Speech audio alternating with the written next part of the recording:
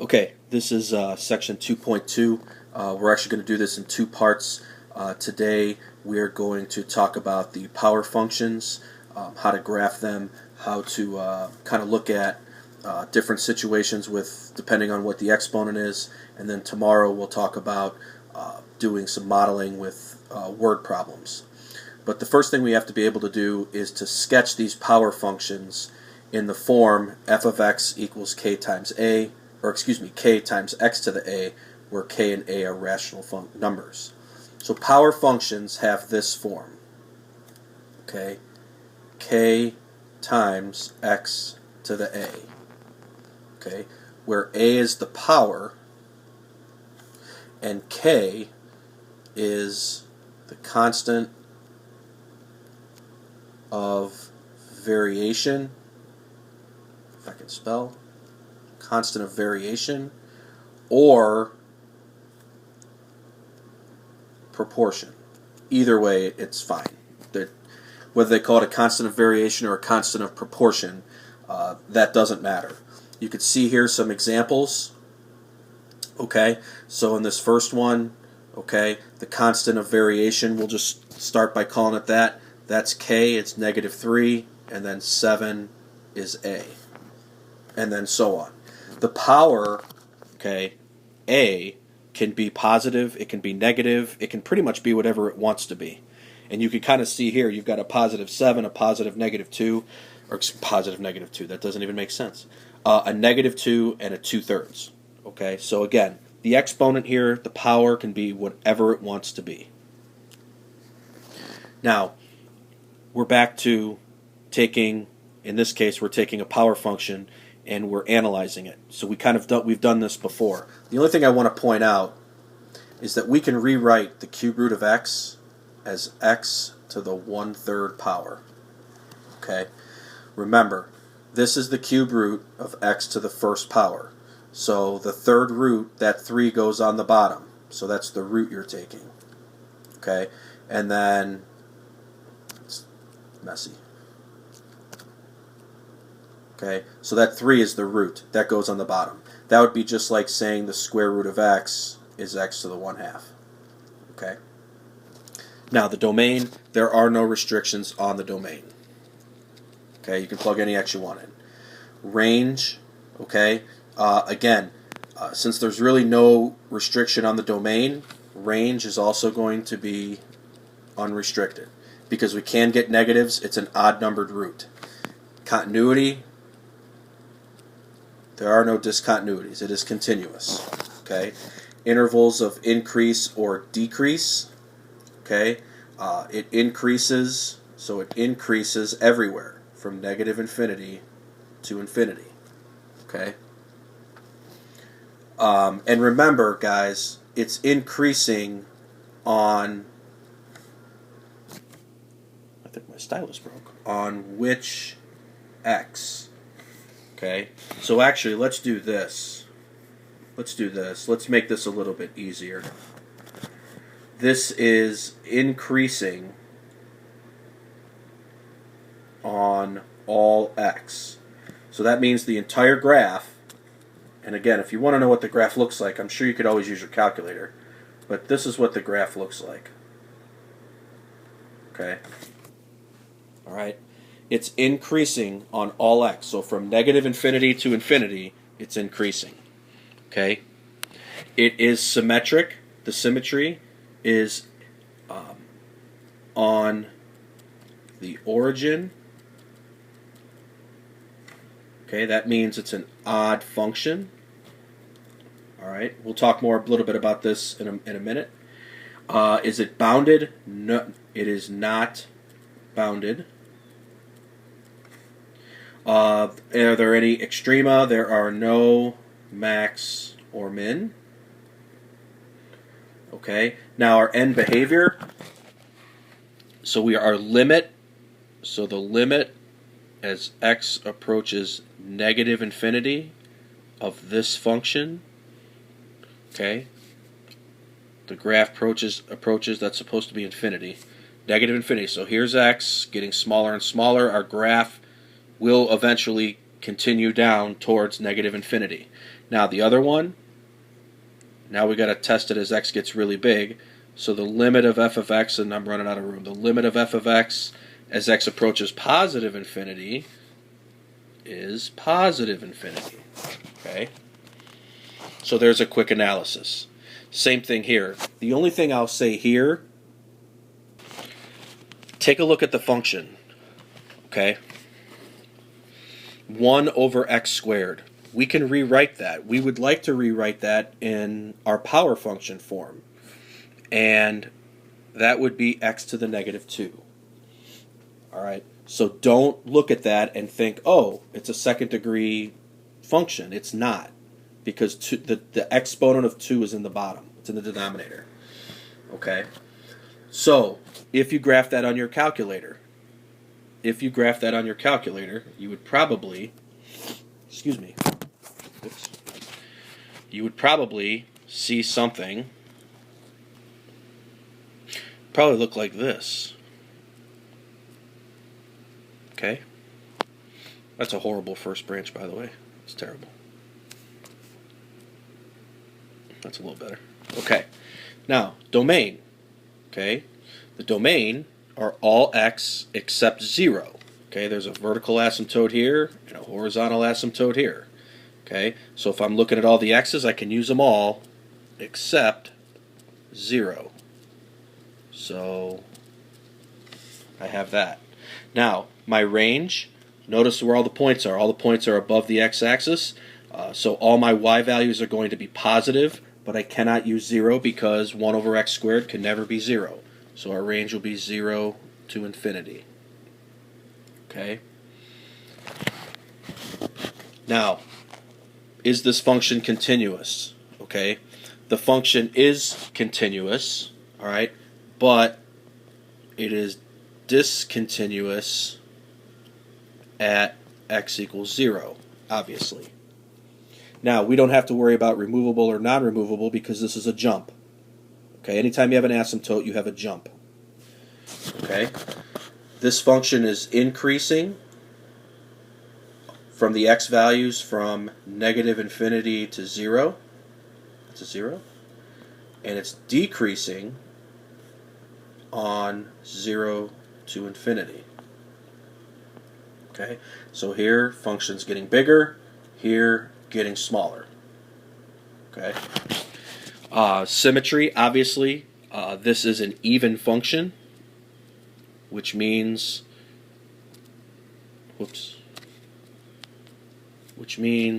it's reflected across the y-axis. Okay, sorry for my handwriting. Is it bounded? Yes, it is bounded below. Okay, that horizontal asymptote means it's bounded below. Okay, there's nothing below that horizontal asymptote. Are there any extrema? No. No max min. Again, excuse my handwriting. Now our end behavior, the limit as x approaches, well, I guess we'll start with infinity.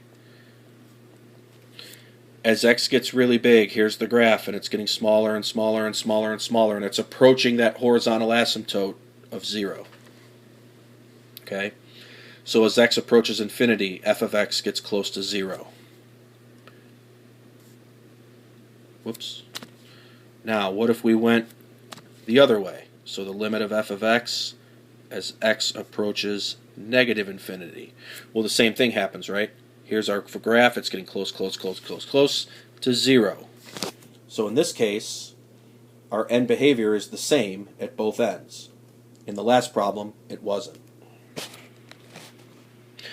Okay, monomial functions. Okay, monomial functions. Single-term polynomial function. Okay, monomial, mono means one. So that means there's only one term. It's written in the form f of x equals k. Now remember what k is. K is a constant, okay? Or it's written as k times x to the a. It said n, but I want to try to keep things consistent if I can. So let's keep it k times x to the a. K is a constant, A is a positive integer. Okay? Now, I want to talk about the graphs of these for a second, because there's 4 situations that could possibly come up for you. What happens if A is less than 0? In other words, what happens if your exponent's negative? Well, here's an example. If y equals 1 over x. Now, this is one of the slides on your notes. I'm kind of deviating a little bit, but you can flip to that slide where the a's are. 1 over x is the same as x to the negative 1. So a is negative in this case, correct? The exponent is negative. Well, when that happens, this is what the graph looks like. And now I'm only going to look at the right side of the graph. It's going to look like that. And it's going to go through the point 1, 1. Because if you put in 1, you get 1. Okay, so I'm only looking at the right side of the graphs, guys. Don't worry about the left for the moment. Just worry about the right. Okay, so when a is less than 0, now, if that exponent was negative 2 or negative 3 or negative 4, it's going to look like this. Okay? Now, what happens when a is between 0 and 1? Well, here's an example of y equals the square root of x. Well, the square root of x is x to the 1/2 power. Well, 1/2 is between 0 and 1, and we know what that looks like. That's the square root graph. So it looks like that. Starts at 0, 0, and goes through 1, 1. Okay? So if a is between 0 and 1, this is pretty much what it's going to look like. What if a equals 1? Well, that's just a line, right? Y equals x, which is x to the first. It's just a line. So goes through the point 0, 0, 1, 1. If a is bigger than 1, so the exponent is larger than 1, so y equals x squared is a pretty common example. Well, if I'm just looking at the right-hand side, that's what it looks like. It's a parabola, in this case. 0, 0. Whoops, 1, 1. Pardon my handwriting. Holy cow. All right. So, when we look at y equals k times x to the a, what does this k do? All right. Well, this k, as we learned in the last chapter, and some of us had struggle with this, okay, k is going to be a vertical stretch. All right. Now, notice how in all 4 graphs, the graphs went through 1, 1. Well, that's because if you look, the constant of variation, or k, is 1 every time. Okay? Now what happens if k isn't 1? Well, that just means that the graphs will go through 1k. Okay? All right? Now, if k is bigger than 0, I need to learn how to make k's on this thing. If k is larger than 0, that means we're going to be in quadrant 1. The right side of our graph will be in quadrant 1. If k is less than 0, then our graph, the right side of it at least, will be in quadrant 4. Okay? Now, we talked about the right side of all these graphs. Now let's talk about the left side. Okay? Well, if you notice, all right, 3 of the 4 graphs are going to have a left side. Okay, if you look back here. 3 of these 4 graphs are going to have a left side. Now, which one of the 4 do you think isn't going to have a left side?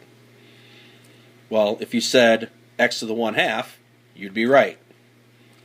So there are 3 scenarios. One is that there is no left side. When does that happen? When you have even radicals. So, square root of x, 4th root of x, 6th root of x, so on. Okay? So, if you have a power function with an even radical for the exponent, or excuse me, or an even radical in your problem, you're not going to have a left side. You're only going to have a right side. Okay?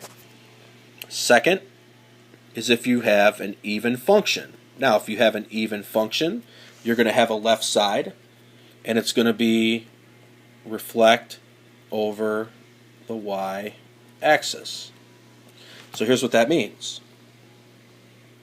Anything that happens over here happens over here. Okay? Same thing down here. If you had here, you'd be the same on the other side. Now, the third option is if it was an odd function. Okay? Now, odd function, you would reflect over the origin. So what does that mean? Well, that means if your function's in quadrant 1, that means quadrant 3 is going to be the left side of your graph. If you were in quadrant 4, your left side would be in quadrant 2. Okay? So it's almost like you're going diagonally in that situation. Now, what does that mean? Okay, even, odd, and such. Now, I know we're going to do these problems, but I want to take a second, and I didn't put the slide in, so I apologize. But here's an easy way to determine even, odd. So you have your f of x, okay? Then you have your f of negative x, all right? Now, if those two are equal, that means you have an even function. And then you have negative f of x.